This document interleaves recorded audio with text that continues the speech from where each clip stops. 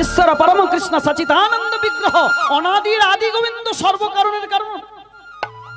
তারপর বললেন মুকং করতি বাচালং পঙ্গুলং হয়তে গ্রিম যৎকৃপাতমহং বন্দে পরমানন্দ মাধব। মাধবের যদি কৃপা হয়, হ্যাঁ, ঘোড়াও গিরি লঙ্ঘন করতে পারবে, বোবাও কথা বলতে পারবে। দেখবেন বাবা, এটা একদম হাতে নাতে প্রমাণ। দেখুন, যখন একটা মানুষের বয়স হয়ে যায়, বৃদ্ধ হয়ে যায়, ডাক্তারবাবু যখন বলে দেয় যে তোমার বাবাকে নিয়ে চলে যাও, তোমার বাবাকে নিয়ে চলে যাও, তোমার বাবাকে নিয়ে গিয়ে এক কাজ করবে, কিছু ভালো মন্দ খাইয়ে দাও।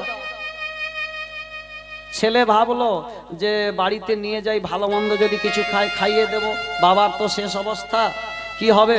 পাড়ার কোনো দাদু বা কোনো একজন ভক্তিমতী মা বা ভক্ত বাবা, তিনি বললেন, ওরে বাবাকে একটু ভাগবত পাঠ শোনা না, ভাগবত পাঠ শুনিয়ে দে, তাতে দেখবি তোর বাবা হয়তো যদি সময় এসে যায় তাহলে চলে যাবে, না হলে কিন্তু আবার উঠে যাবে।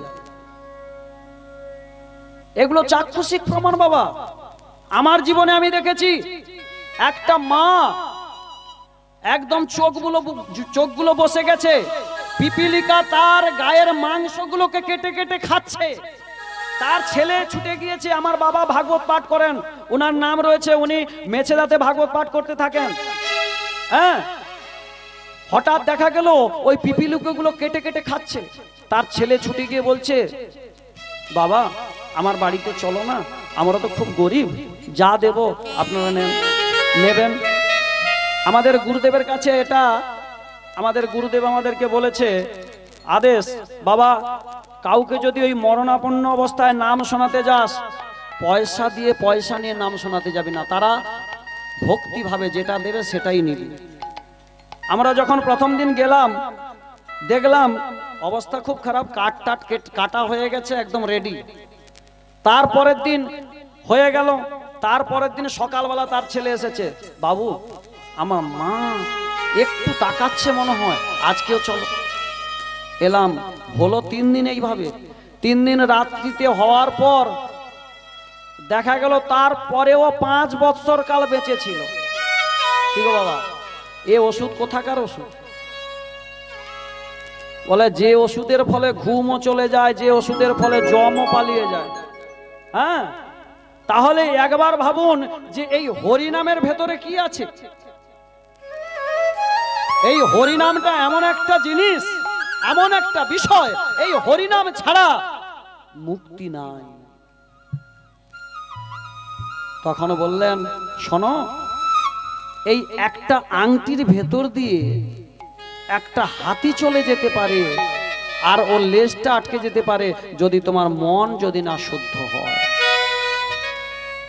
এই গোপাল দাসকে নিয়ে এসছেন, আপনাদেরকে কতটা আনন্দ দিতে পারছি এটা আমি বলেও বোঝাতে পারবো না, আমার 14 পুরুষের কোনো বলার ক্ষমতা নেই। আপনারা যদি বলেন যে কীর্তন করে আমাদেরকে আনন্দ দিচ্ছেন, তাহলে হয়তো আমি মনে করব যে আমার কীর্তন করা সার্থক হচ্ছে। কিন্তু এই বাবা আজকে তার যদি না মন ভালো থাকে, এই কীর্তন ভালো হবে না। কর্তার ইচ্ছায় কর্ম, কর্তার যদি মন ভালো থাকে, তার ওই পূজারী ঠাকুর যেই আসুক না কেন, রান্না তার ভালো হবে। আর কীর্তনিয়া যতই ছোট হোক না কেন, তার কীর্তনও ভালো হবে। আর 1000 টাকা দিয়ে, অনেক কয়েক লক্ষ টাকা দিয়ে যদি কীর্তনিয়া নিয়ে আসেন, ও নিয়ে আসাই সার হবে। বলে কত পণ্ডিত এলো গেল না যাই তার গোনা রে, কত পণ্ডিত এলো গেল না যায় তার গোনা রে, কত পণ্ডিত এলো গেল না যাই তার গোনা রে, কত পণ্ডিত এলো গেল না যায় তার গোনা রে। যেমন প্রশ্ন তেমন রইল, উত্তর তো হলো না। যেমন প্রশ্ন তেমন হলো, উত্তর তো হলো না। উত্তর হয়েছে? হয়েছে? বলতে পারলাম? বোঝাতে পারলাম? আচ্ছা বলুন তো, এই কলিযুগের মানুষের কি করলে মুক্তি হবে? এতবার চিৎকার করে বলেছি, কি করলেই মুক্তি হবে? হরিনাম করলে। শুধু কি হরিনাম করলেই মুক্তি হবে? হ্যাঁ, ভক্তি। তাহলে ভক্তি ছাড়া ভগবানকে পাওয়া যাবে না। হ্যাঁ, হ্যাঁ, ভক্তির স্বামীর নাম শ্রদ্ধা। শ্রদ্ধা যদি না থাকে, আপনাকে নিমন্ত্রণ করলো, কি গো, নিমন্ত্রণ কার নাম? শ্রদ্ধা এবং ভক্তির ঔরসজাত সন্তান নিমন্ত্রণ। আর ওদের একটা মেয়ে আছে, তার নাম মুক্তি। তাহলে শ্রদ্ধার ভক্তি যদি না থাকে, আপনার প্রতি যদি না শ্রদ্ধা থাকে, আপনাকে নিমন্ত্রণ করলে কি হবে? বেকার হয়ে যাবে। কিন্তু শ্রদ্ধাটা দেখা যায়, ভক্তিটা দেখা যায়, ভক্তি দেখা যায় না। এখনকার দিনে ভক্তি দেখুন না, 21 গৌরাঙ্গকে নিয়ে কাঁধে নিয়ে আবার মেয়েরা আসবে। বলছি বলে আপনারা বলবেন বাবা আপনি কীর্তন করছেন, আপনি এটা কোথা থেকে পেলেন? হ্যাঁ, আমি একজনকে বলেছিলাম, বলুন তো 21 গৌরাঙ্গর বাবার নাম কি? হ্যাঁ, এক গৌরাঙ্গর বাবার নাম কি? জগন্নাথ মিশ্র। আর এই জগন্নাথ মিশ্রের ছেলে একজন গৌরহরি। পরশুদিন এক জায়গায় প্রশ্ন হয়েছে, বাবা 21 গৌরাঙ্গ যদি এর কোনো লীলা আছে নিশ্চয়ই। আমি বলি কোথাও দেখাতে পারবেন? তাহলে এর আগে কেন এই ঠাকুর আসে নাই? এখন কেন হচ্ছে? কলিযুগে এখন তো ওই ধর্মের নামে ঢাক বাজবে বাবা, ওই ধর্মের নামে ঢাক বাজবে। আর এরপরে আসবে প্রশাসন হবে। হ্যাঁ, কলিতে লেখা আছে, এই কলিতে যখন শেষ অবস্থা হবে, মায়েরা কান খুলে শুনে রাখুন, এই যে একটা 5 বৎসরের মেয়ে গর্ভবতী হবে, মোড়ে মোড়ে দোকান হবে, ছেলেরা ভয়ে লুকিয়ে থাকবে। হয়ে আসছে বাবা, হয়ে আসছে। এখনকার দিনে দেখবেন বাজারে বলতে গেলে বাবা বিপদ হয়ে যাবে। হ্যাঁ, সত্যি কথা বললেই পিটান খেতে হবে। মায়েরা আজকে দেখুন নাচছেন, ঠিক আছে, হরিনামে নাচতে হবে, কিন্তু এমন নাচানাচি করছে, অবস্থা খুবই খারাপ। বলবেন বাবা আপনারা তো কালকে পসরা করবেন, আপনি যে কথাগুলো বলছেন, বাবু জগতের অবস্থা যা, পরিস্থিতি খুব খারাপ। আমি যদি না বলি তুমি দূরে থাকো, তোমাকে চলবে না। জগৎ খুবই খারাপ। আচ্ছা বলুন তো, এহ জগতে আমরাই নিজেরাই নিজের ধর্মটাকে নিপাত করতে বসেছি। গৌরহরির আবির্ভাব কোন দিনকার হয়েছিল? কি গো, হ্যাঁ, আপনি জানেন, আপনাকে চিনি আমি। আপনি যেখানে হরিবাসর হয় আপনি আগের দিকে বসে থাকেন। কি গো মায়েরা, কোন দিনকে হয়? আচ্ছা যীশু খ্রিস্টের জন্মদিন কবে? ওটা সবাই জানে, দাদা বলে ওটা ব্যাগ লোক জানে। কেন না, ওই যে কেক খেতে হয়। আচ্ছা গৌরহরির জন্ম, গৌরহরির আবির্ভাব তিথিটা কোন দিন আমরা কি করে জানি বলুন তো? রং খেলা হয়। আচ্ছা একটা কথা বলে যাই, এই যে আজকালকার দিনে আমরা রং খেলি, রং খেলার নামে আমরা কুৎসা ঘটাই, এটা কি ঠিক? এই রংটা কি? আবির। এই আবিরের জন্ম কোথায় হয়েছিল বলুন তো? কি গো, এত তো কীর্তন আপনারা শুনেন, আবিরের জন্ম কোথায় হয়েছিল? আর আমরা যে কাজগুলো করি এগুলো সব ভুল সিদ্ধান্ত না। কেন এ কথা বললেন? হ্যাঁ, এই যে আগেকার দিনে কি হতো, আগের দিন চাঁচর হতো, যেটা আমরা হোলি বলি ওটাকে চাঁচর বলা হয়। আর পরের দিন আমরা রং খেলা হতো আগেকার দিনে। আর এখন ওটা পাল্টে গিয়েছে, সকালবেলা হোলি রং খেললাম, সন্ধ্যাবেলা চাঁচর করলাম। কি করে হলো শুনুন। সত্যযুগে হিরণ্যকশিপু যখন প্রহ্লাদকে মারবার জন্য উদ্যত হয়েছিলেন, ওই হিরণ্যকশিপুর বোন ছিল হুলিকা। আর ওই হুলিকা একদিন ছুটে গিয়ে দাদাকে বলছে, আচ্ছা দাদা, এই বালকটাকে মারতে গিয়ে এত কিছু করলে কিন্তু ছেলেটা মরছে না, এক কাজ করো, আমি ব্রহ্মার বলে বলিয়ান, কি জানো, আমার একটা আশীর্বাদ রয়েছে যে আমাকে আগুন কোনোদিন স্পর্শ করতে পারবে। বলে কি বলিস রে? বলে হ্যাঁ, আগুন আমাকে কোনোদিন স্পর্শ করতে পারবে না। বলে তাহলে তো এক কাজ কর না, চিতার উপরে তোকে বসিয়ে দেবো, আর তুই তোর পুত্রাকে নিয়ে ভাইপোকে নিয়ে বসে থাকবি। বলে ঠিক কথাই বলেছ। তাই হলো। আর এদিকে ব্রহ্মা তারপরে একটা কথা বলেছিল, এই যে আশীর্বাদটা দিলাম, এটা যদি কোনো খারাপ কাজে লাগাও, যদি কোনো কুকর্মের কাজে লাগাও, তাহলে তুমি নিজেও পুড়ে যাবে। সে কথা মনে নেই, এখন অহংকার তো, সে কথা মনে নেই। এবার যখন ওই প্রহ্লাদকে কোলে নিয়ে চিৎকার করে অট্ট হাসি হাসছে, আর নিচে অগ্নি সংযোগ করে দেওয়া হলো, দেখা গেল প্রহ্লাদ কি মরবে। ভগবান বলে আমার ভক্তের কোনো বিনাশ নেই রে বাপ। আমার ভক্ত যদি সে যদি এক গোলাম মানে মাল খেয়েও যদি একবার হরি বলে চোখের জল ফেলায়, সেও জানবে তুমি আমার ভক্ত। এ বিষয়ে কোনো সন্দেহ নাই।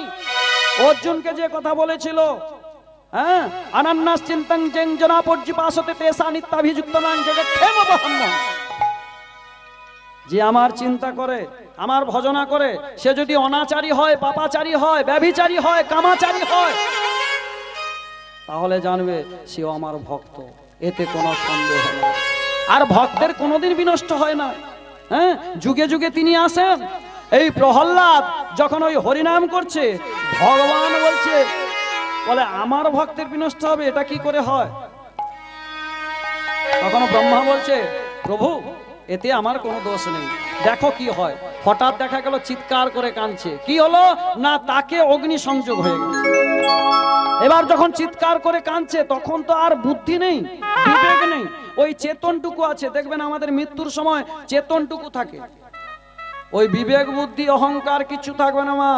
ওই জন্য বাল্য বয়সে হরি ভজে হরি পাইবার আসে, যুবা বয়সে হরি ভজে হরি আসে কি বা নয় আসে, আর বৃদ্ধ বয়সে হরি ভজে জমের আসে। আর ওই সময় হরি ভজন আরম্ভ করলো। আর হরি ভজন কার দেখে করছে? প্রহ্লাদকে দেখে। বলে যদি ভগবানকে ডাকতে পারি তাহলে মনে হয় উদ্ধার করব। বাবা সময় হয়ে গেছে, এবার তোমাকে চলে যেতে হবে। ওই যে এখন হরিবোল বলতে গেলে আর পাশের একজন মানুষ দেখে বলে না, ও হরিনাম করু, তারপর দেখি ওর কি হয়, তারপর করব। ট্রেন যখন চলবে বাবা, ওই ট্রেনে যদি না তুমি ধরতে পারো, ট্রেন চলে যাবে, তুমি পড়ে রয়ে যাবে। হ্যাঁ, কি হলো, যখন ওই হরিবোল বলে ভগবানকে ডাকছে, সেই সময় ভগবান বললে, যা তুই তো মরে যাবি, এ বিষয়ে কোনো সন্দেহ নাই, কিন্তু আমার ভক্ত বেঁচে যাবে। কিন্তু তোর যে ছাইগুলো হবে, ওখান থেকে আবিরের জন্ম হবে, ওই আবির আমি আমার অঙ্গে মাগব। হৃদয় গৌর হরি হরি বল। এখনকার দিনে দেখবেন মায়েরা ছুটে গিয়ে বৈষ্ণবের চরণে, ব্রাহ্মণের চরণে আবির দিয়ে দেন। ভুল। যে আবিরটা ভগবান বললেন আমার অঙ্গে মাগবো, তাহলে তুমি তার ওই বৈষ্ণবের চরণে দিচ্ছ, কি ব্যাপার? দেবে না মা। বৈষ্ণব চরণে, ব্রাহ্মণের চরণে দিতে নেই। ওই আবিরটা না হয় না গায়ে দিতে হয়, শুধু দুটি গালে লাগিয়ে দাও। হ্যাঁ, কেন? এই আবিরটাও ভগবানের ভক্তের থেকে জন্ম হয়েছে। কি গো, তাহলে বাল্য বয়সে হরি ভজে, বাল্য বয়সে হরি ভজনা করলেই ওই যখন মরার উপক্রম, সেই সময় তোমার তো শুধু চেতনটুকু থাকে। তাহলে আগে থেকে অভ্যাস যোগ। কি গো, গীতাতে 18টি অধ্যায়ে 18টি যোগের কথা বললেন। কি কিসের জন্য বললেন? যোগ করো, যোগ করো, যোগ করো, আর বিয়োগ করলেই ব্যয় হয়ে যায়। তার জন্য তো ভগবান বললেন যে মৃত্যুর সময় কিছু থাকে না, শুধু চেতনটুকু থাকে। আর সেই সময় যদি তোমার জিহাটা একবার হরি বলতে পারে, বলে জং জং বাপি স্মরণম ভাবত যত্তন্তে কালেবরং তং ভাব ভাবি কুন্তে অতর ভাব ভাবিতম। মৃত্যুর সময় কেউ যদি হরিনাম করতে পারে, অর্জুন তুমি জেনে রাখো, ওই কোনোদিন ওকে আর ওই জমালয়ে যেতে হবে না, ওকে আমি সঙ্গে করে নিয়ে যাব আমার গোলক ধামে। নিতাই গৌর হরি বল, হরি বল, হরি বল, হরি বল। হ্যাঁ, তাহলে চেতন যদি না থাকে তাহলে সব শেষ হয়ে যাবে বাবা। চেতনটুকু থাকলেই সব হবে। আর একটা কথা বলে যাই, এই যে আজকালকার দিনে আপনাদের কাছে কে ভাস দেয় জানি না বাবা, আগে কালী পুজো হয়, হয়তো আপনাদের এইদিকে হয়, আগে কালী পুজো করে তারপর হরিবাসর হয়। মানে অষ্টপ্রহর বা হয়তো এটা কিন্তু ব্যক্তিগত বাড়িতে হয়তো হয়, কিন্তু গ্রামে হয় না। আপনাদের এদিকে হয়? আপনাদের এদিকে আগে কি হয়? আগে গ্রাম পুজো, তারপরেই শীতলা পুজো। বাহ। কিন্তু আজকালকার দিনে ব্যক্তিগত বাড়িতে, এটা তো আমাদের পূর্বপুরুষ থেকে হয়ে আসছে বলে আমরা কিন্তু সেই বিধায় আমরা চলছি। কিন্তু দেখুন আজকালকার দিনে দেশে ওই ব্যক্তিগত বাড়িতে আগে কালী পুজো হচ্ছে। ভক্তমাল গ্রন্থে তার প্রমাণ দিলেন। এই যে ভজ হুরে মন শ্রীনন্দের নন্দন অভয় চরণারবিন্দরে, এই যে পদটি কে লিখেছিলেন? যার আছে গোলমাল সে পড়বে ভক্তমাল। ভক্তমাল গ্রন্থে স্পষ্ট করে দেওয়া হলো কি না, একদিন রামচন্দ্র দাস আর গোবিন্দ দাস, যে পদটি লিখেছিল ও গোবিন্দ দাস আর রামচন্দ্র দাস, এরা দু ভাই। এই দু ভাইয়ের প্রচুর অর্থ। রামচন্দ্র দাস তিনি বৈষ্ণব দীক্ষায় দীক্ষিত হলেন, বিষ্ণু মন্ত্রে দীক্ষিত হলো। এই বিষ্ণু মন্ত্রে দীক্ষিত হতে এ গোবিন্দ দাস এ ছিল শাক্ত। এই শাক্ত হয়ে এ ওকে সহ্য করতে পারত না, বাড়ি থেকে দূর করে দিল। বড় ভাইয়ের কথা শুনিস না, তোর বাড়িতে থাকাবে না, যা দূর হ। দাদার কথায় ও চলে গেল বাড়ি ছেড়ে। থাকলো কোথায়? শ্রীবাসঙ্গনে গিয়ে মহাপ্রভুর কাছে পড়ে রইল। শ্রীবাসঙ্গনে সদাই কীর্তন হয়, কি গো? সদাই কীর্তন হয়, আর সেই হরিবাসরে সদাই কীর্তন করে। এদিকে গোবিন্দ দাস বাড়িতে কালী পুজো করে। সে শাক্ত, এই কালী পুজো করে বিশাল একটা মায়ের মূর্তি করেছে। আর সেই মন্দিরে এত পয়সা হয়েছে তো আর নিজে আর সেবা করে না, ব্রাহ্মণ রেখেছে। এবার ব্রাহ্মণ এসে পুজো করে দিয়ে চলে যায়। এই দুপুরবেলা আসবে, একটু ভগবানের মায়ের ভোগ লাগিয়ে দিয়ে চলে যাবে।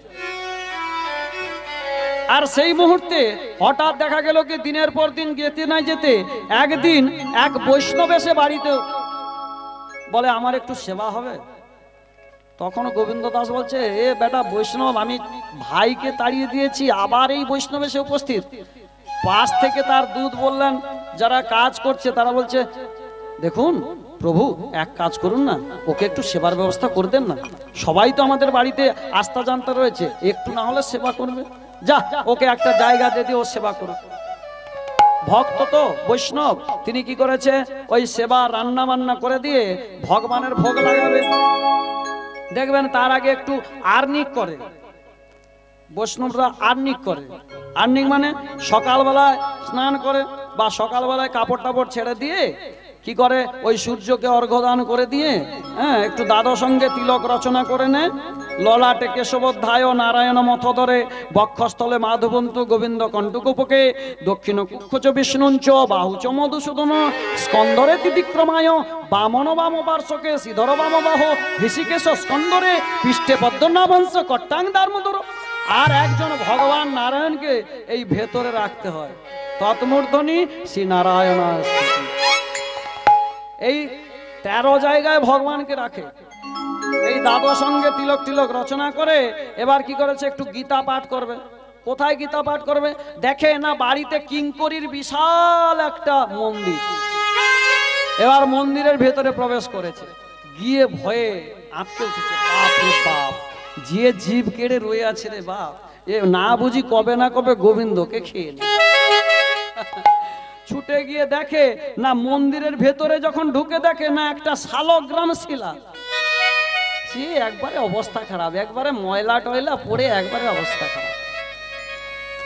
জয়নিতাই, এখানে একটা কথা না বললেই নয়।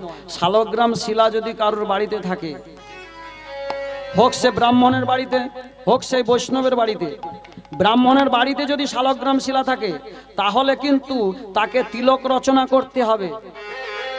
তাহলে কিন্তু তাকে ওই গলায় কিন্তু তুলসীর মালা পরিধান করতে হবে, শিখা রাখতে হবে, না হলে ওই শালগ্রাম শিলার কোনো পুজো করার ওর কোনো ক্ষমতা থাকবে না। নিতাই গৌর হরি বল।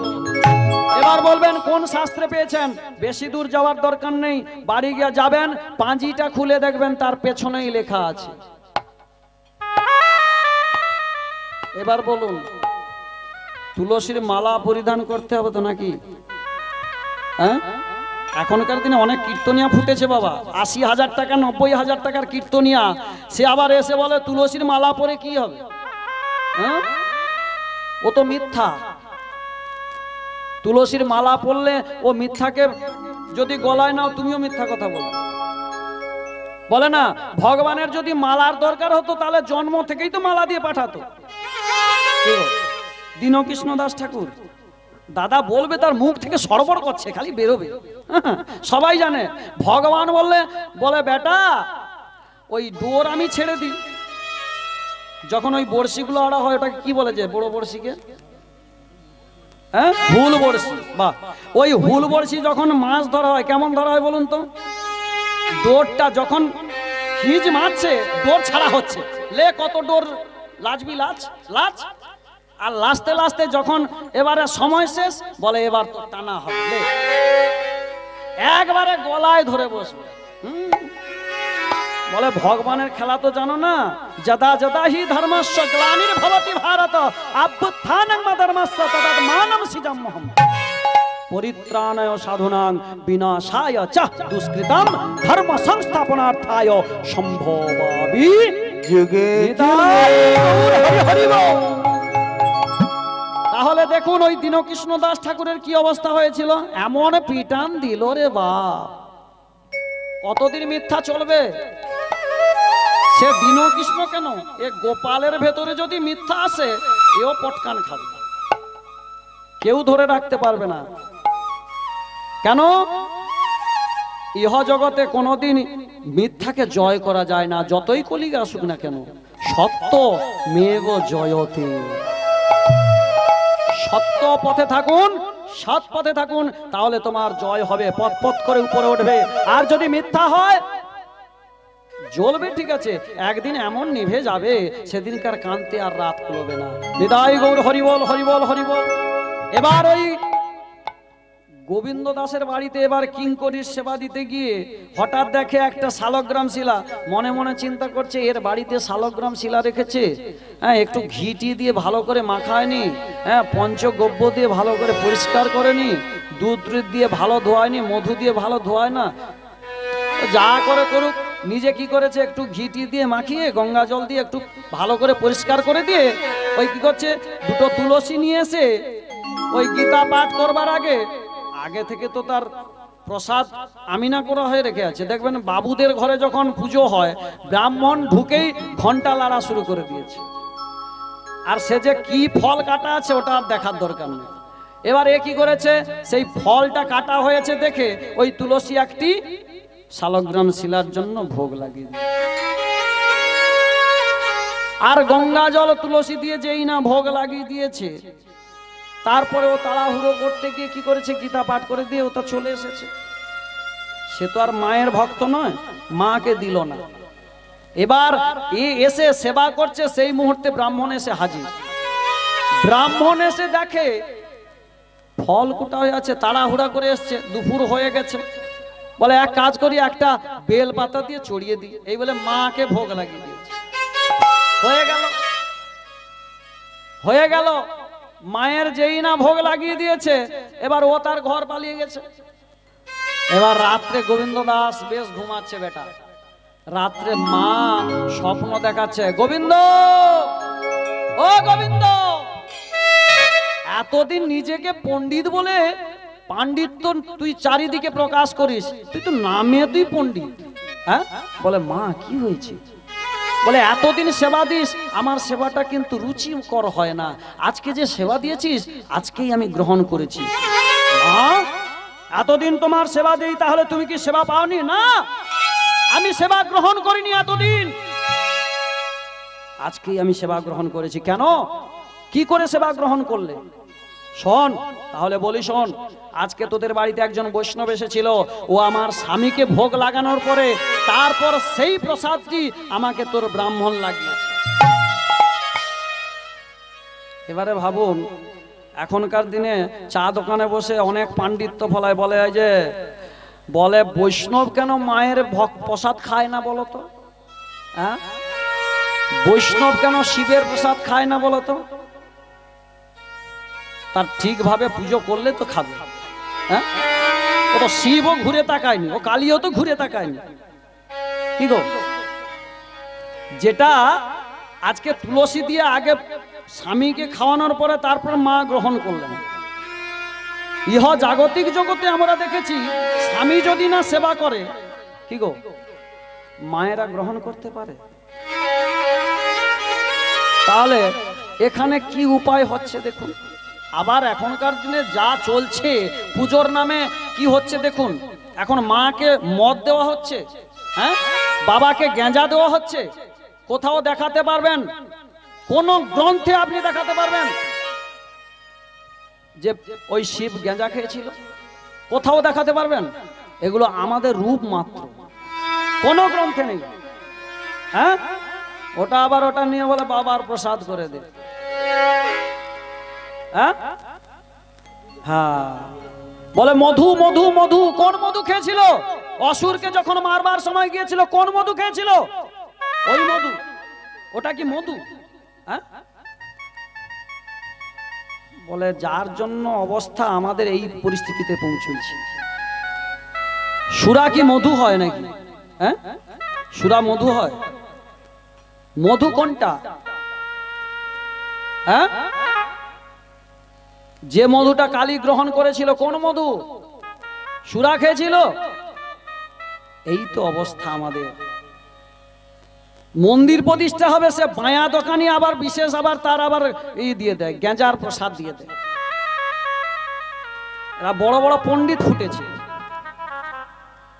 শুধু তাই নয়, আজকে আপনাদের বাড়িতে যে শ্রাদ্ধাদি কর্ম হয়, একটা মোড়াকে পুড়িয়ে দিয়ে এলাম, আবার বাড়িতে একটা মোড়া নিয়ে এসে হাজির।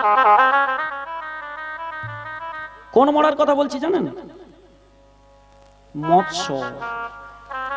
প্রেত শ্রাদ্ধতে মাছ দেন তো নাকি? কি গো, বলে আমার বাবা সে কাক হয়ে আসছে, সে মাছ খাবেনি তো কি খাবে? বাবা যদিও থাকতো, যে একটু স্বর্গে যাওয়ার জন্য ব্যবস্থা নিয়েছিল, তাকে চুলের মুঠি ধরে প্রেত বলে ডেকে নিয়ে আসা। আমি ভেবেছিলাম সেই লীলাটাই করব, বাবু যখন বলেছে এখন করতে হবে, কোনো কিছু নেই, মাইকে হয়ে গেছে।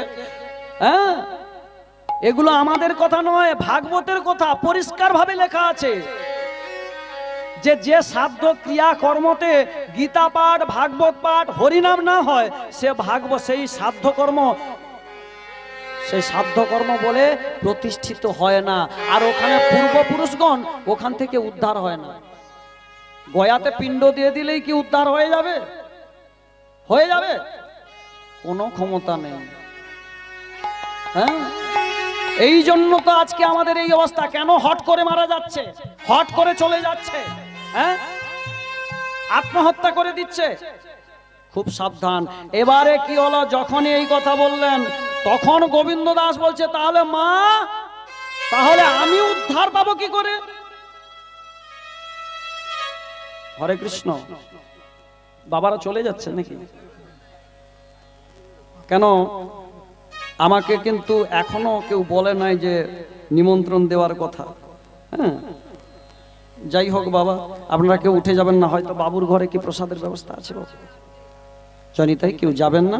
যেনারা এখানে উপস্থিত আছেন, হ্যাঁ, প্রসাদ পেয়ে বাড়ি যাবেন।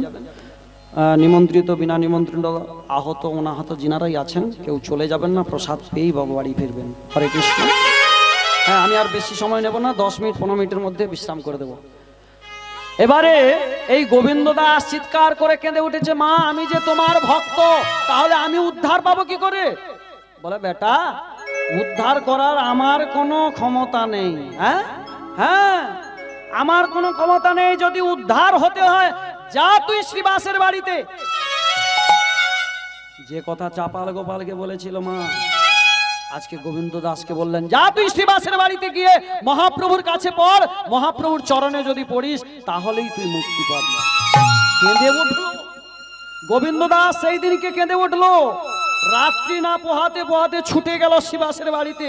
দেখে শ্রীবাস ঠাকুরের বাড়িতে আমার গৌর হরি কীর্তন করছে, নাচত গৌর ভকত মণ্ডলে, নাচত গৌর ভকত মণ্ডলে, নাচত গৌর ভকত মণ্ডলে, নাচত গৌর ভকত মণ্ডলে নাচত গৌর ভকত মণ্ডলে নাচরে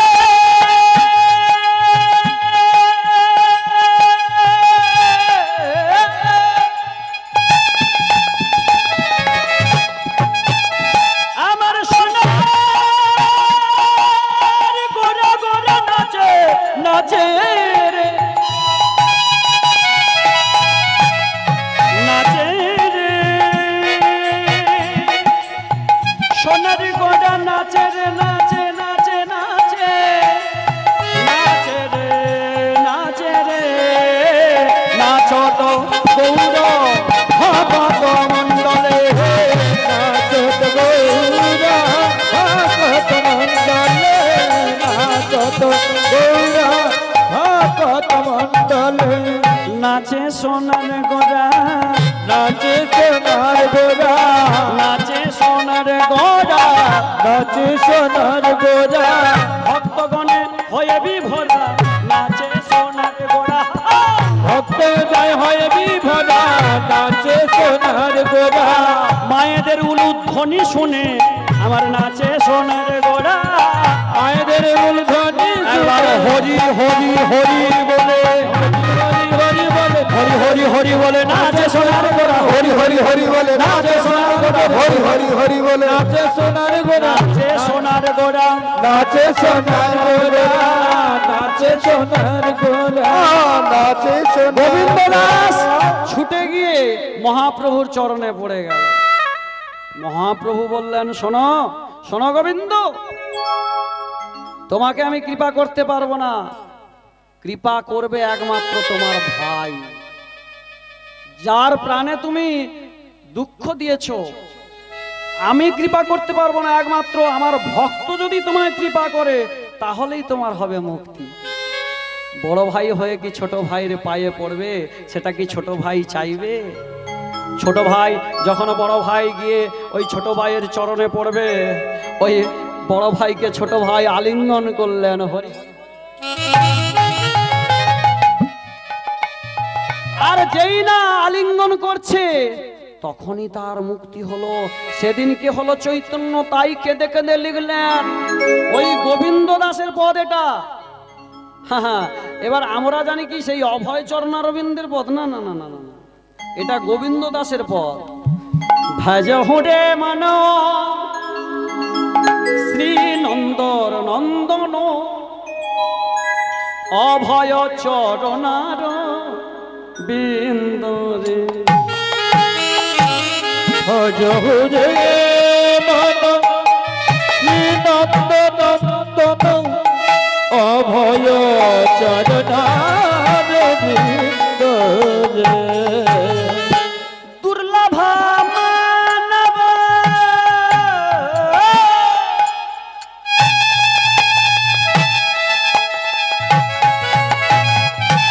তোমরা চপে যাও, এই দুর্লভ মানব জন্ম পেয়ে তোমরা হরি নাম করে যাও। আর এই মানব জন্মটাকে যদি সঠিক পথে চালিত করতে পারো তাহলে তুমি পাবে সেই নন্দের নন্দন অভয় চরণার বিন্দরে।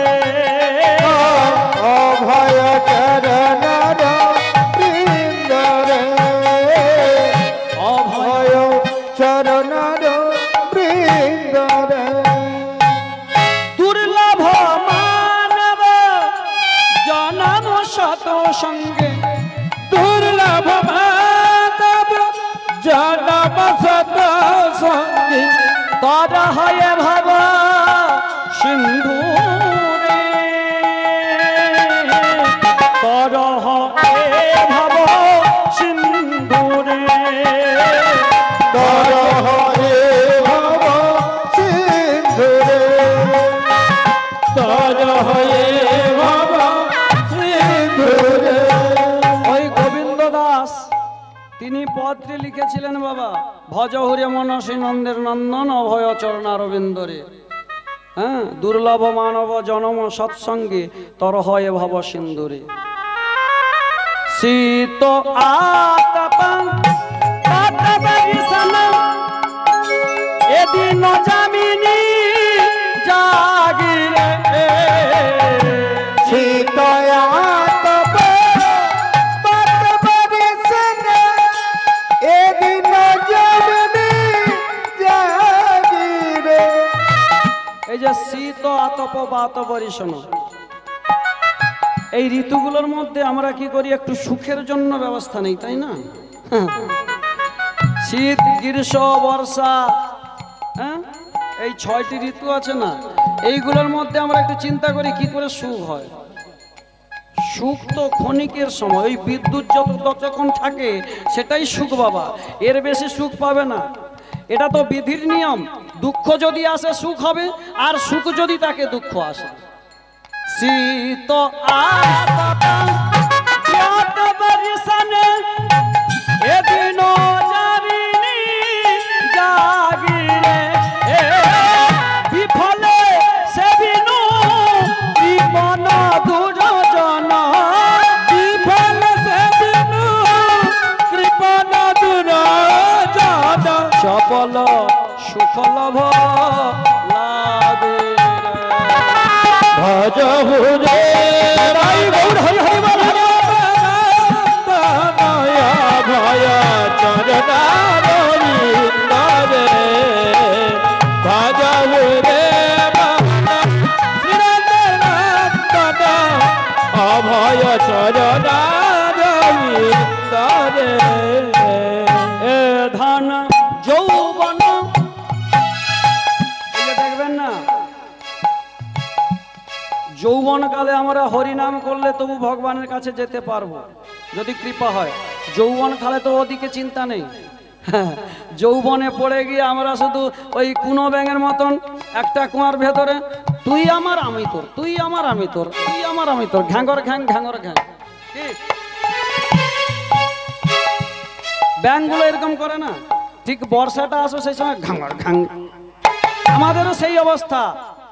শীত এ ধন যৌবন পুত্র পরিজন ইতে কি আছে পদ তীরে। এ ঘন যৌবন পুত্র পরিজন ইথে কি আছে মন প্রীতিরে। এই যে আমাদের জীবনটা কিরকম বলুন তো? কামালা ডালা জ্বালা জীবন টলমল, কমল দলা জলা জীবন টলমল। কমল দল জল মানে, কমল মানে কি? পদ্ম। এই পদ্ম ফুলের পাতার উপরে যদি জলটা পড়ে, ঢল ঢল মল মল, বলে বাবা কত বাজে চলে যাবে, বলে প্রসাদ খেতে খেতে তুলে নিচ্ছে রে, প্রসাদ তুলবে তুলে নিচ্ছে রে। হ্যাঁ, বলে এখান থেকে গেছে, এই যে হোঁচট লেগে পড়ে গিয়ে হরিবোল হয়ে গেছে, কোনো গ্যারান্টি নেই। হ্যাঁ, কোনো গ্যারান্টি নেই। আমাদের এই জীবনটা অনিত্যানি শরীরানি বিভৈব নৈব শাশ্বতম নিত্যং সন্নিহিতং মৃত্যু কর্তব্য ধর্ম সঞ্চয়। হ্যাঁ, আমাদের এই দেহটা নিত্য নয়, অনিত্য, কখন যে চলে যাবে কোনো ঠিক নেই। কি গো, কিন্তু সেই দেহের জন্য আমরা কত বেশভূষা বাবা, কি গো, কিন্তু চিন্তা করছি না কোনোদিন না কোনোদিন মৃত্যুর কোলে ঢলে পড়তে হবে। কোনো ঠিক নেই কখন যে যেতে হবে, কে বলবে? হ্যাঁ, তাই বললেন যে কমলা দালা জ্বালা জীবন টলমল।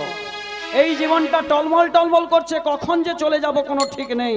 ভজ হরিপদ নিধিরে, ভজ হুরে বন শ্রীনন্দন নিতাই গৌর হরি হরি চরণারি তরে ভজ হুরে বন শ্রীনন্দন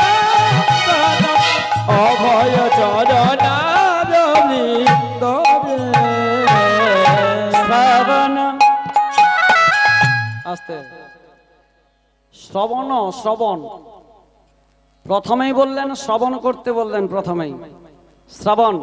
এই যে ভক্তির 9টি দরজা রয়েছে বাবা। হ্যাঁ, হ্যাঁ, শ্রবণং শ্রবণং কীর্তনং স্মরণং বন্দনং পাদসেবন দাস্যং পূজনং সখীগণ। আত্মনিবেদন, একদম শেষে বললেন আত্মনিবেদন করো। তুমি কিছুই পারবে না, তুমি দিয়ে দাও, আত্মনিবেদন করে দাও। দুটি বাহু তুলে একাতরে নিতাই গৌর হরিবোল হরিবোল, ব্যাস একদম একাতরে দুটি হাত তুলে একদম যদি আত্মনিবেদন করে দিতে পারো, ব্যাস তাতেই তুমি মুক্তি হয়ে যাবে। শ্রবণ কীর্তন স্মরণ বন্দন পাদ সেবন দাসরে পূজন সুখীগণ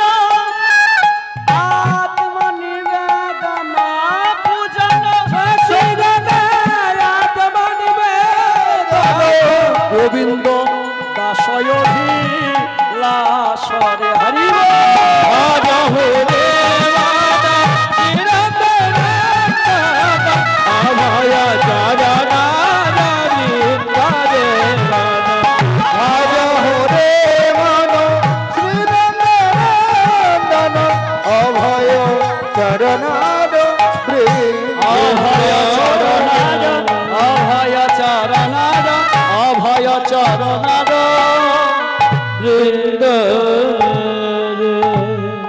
অভয় একমাত্র পাওয়া যায় গোবিন্দের পাদ পদ্মে যেতে পারলে।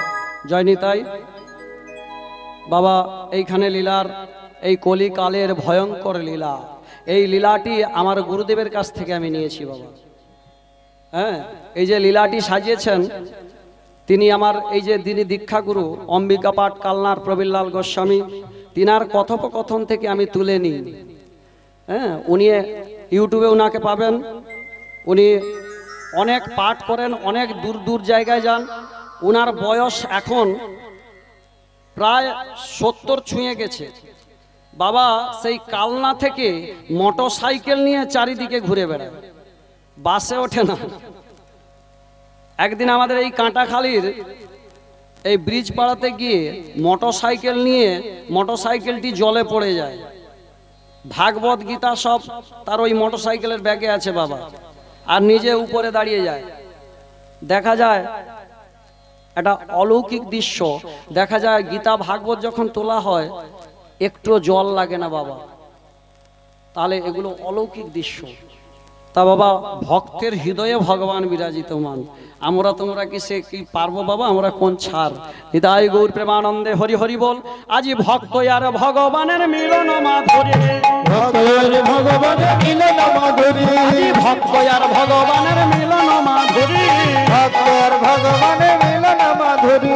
মায়েরা একটু হাত তালি দিয়ে বলুন গৌর হরি, মায়েরা একটু হাত তালি দিয়ে বলুন গৌর হরি। বলে জয় সচিনন্দন জয় গৌর হরি, জয় সচিনন্দন জয় গৌর হরি, নন্দন জয় গৌর হরি। বিষ্ণুপ্রিয়ার প্রাণ ধন নদিয়া বিহারী, বিষ্ণুপ্রিয়ার প্রাণ ধন নদিয়া বিহারী।